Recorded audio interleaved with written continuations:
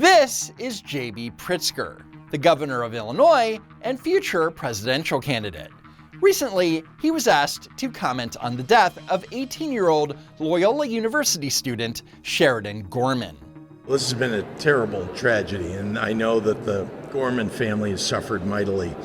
I agree, there have been real failures. And he's right. There have been some real failures here. The suspect in the case is Jose Medina, an undocumented immigrant from Venezuela who entered the country illegally in 2023. According to the Department of Homeland Security, Medina was apprehended by the U.S. Border Patrol and released into the country under the Biden administration. So is Governor Pritzker admitting that President Biden's immigration policies were a huge failure? Yeah, right. Those failures, of course, extend beyond the borders of Illinois. That's their national failures, a failure to have comprehensive immigration reform, a failure of the president to follow his own edict to go after the worst of the worst. So even though this guy was protected for years by the sanctuary laws that actively blocked ICE from deporting him, it's Trump's fault. Got it. But here are the facts. Chicago is a sanctuary city, and Illinois is a sanctuary state. When an illegal immigrant is arrested for a crime, local law enforcement is prohibited from participating in immigration enforcement. So on June 19th, 2023, less than a month and a half after he entered the country, Jose Medina was arrested for retail theft at the Macy's on State Street in Chicago. He was subsequently released again. So in the case of Jose Medina, the Chicago Police Department legally could not alert ICE that he was in custody. But it is the job of the federal government to go after immigration enforcement. He's right. It is the federal government's job. But when the federal government actually tries to do that job, Pritzker sues them. Back in January, Illinois Attorney General Kwame Raoul, with the full backing of the governor, filed a 103-page federal lawsuit against the Department of Homeland Security, claiming that DHS operations have left many Illinois and Chicago residents, regardless of immigration status, frightened to avail themselves of public services or even venture outside to engage in normal daily activity. Yeah, tell that to Sheridan Gorman. And it is the job of our local and state law enforcement to prosecute or to catch violent criminals and prosecute them. Prosecute them?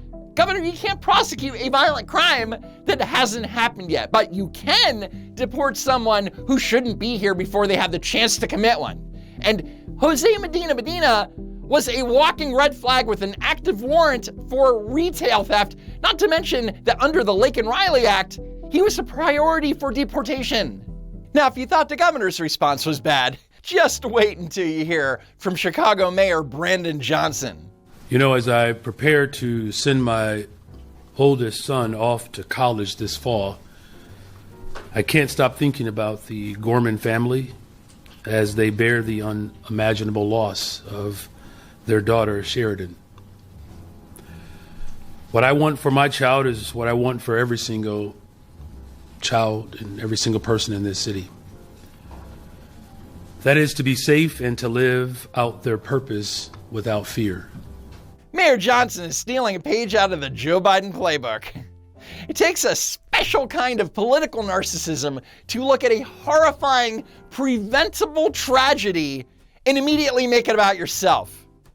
Disturbing acts of violence like this set us back as a city. We will not tolerate those who break the law and put the lives of others in danger. Except for illegal aliens, of course, because Chicago's welcoming city ordinance forbids the Chicago police from cooperating with ICE, even if the illegal immigrant in custody is a known gang member or a convicted felon. Will you take this opportunity to apologize to Sheridan's parents for the policies that you promoted that would directly caused her death? That suspect would not be in the city, would not be in the country, but for your policies. Will you take this opportunity to apologize? Well, again, I to believe Sheridan's that we're family? all grieving the loss of Sheridan and other folks who have lost their lives because of senseless violence. So let's take a look at Mayor Johnson's grieving process. There you see Mayor Brendan Johnson on hand for the unveiling of the Abolish ICE truck in person. And so with that, take a moment to, I guess, take in all that you all have been waiting for. This moment is finally here. The snowplow with the most votes, most entries, Abolish ICE. First of all, why the f*** is he making an announcement about snowplows? It's the first week of spring. Second, the optics here are astronomically terrible. Less than a week after someone is gunned down by a migrant with a criminal record who was shielded by his own garbage sanctuary policies, his grand mayoral priority is to host a f***ing pep rally for a truck named Abolish ICE. Hold on, I want to get a chance to marvel myself. Marvel? The only thing to marvel at is the blood on your hands. But sure, enjoy your snowplow, Brandon. And if that weren't enough, here's Alderwoman Maria Hayden from Chicago's 49th Ward. It sounds like this might have been a wrong place, wrong time, running into a person who had a gun. They might have startled this person at the end of the pier unintentionally. But that's all we know. Oh, I see. It was Sheridan Gorman's fault. You know, startling the poor innocent man with the loaded gun. How incredibly insensitive of her to interrupt his evening.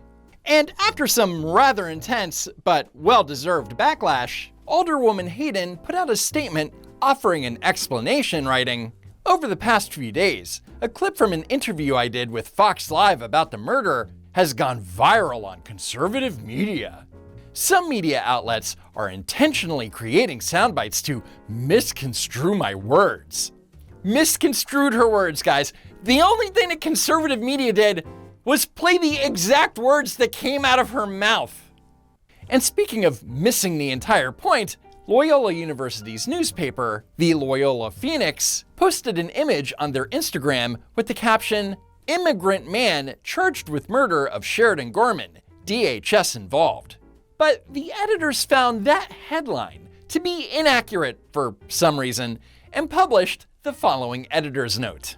That headline didn't reflect the most important elements in the story, and it was taken down minutes later to prevent any further harm to affected community members. Ah yes, the harm.